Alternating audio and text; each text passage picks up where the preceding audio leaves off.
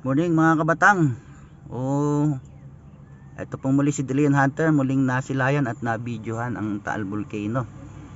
Tingnan nyo mga kabatang, taas na usok ni Taal Volcano.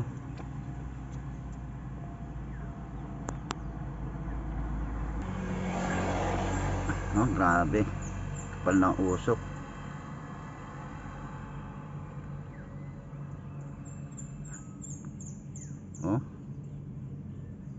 Oras po natin mga kabatang ay 7:18 June 23, 2024. Grabe, mausok siya ngayon mga kabatang.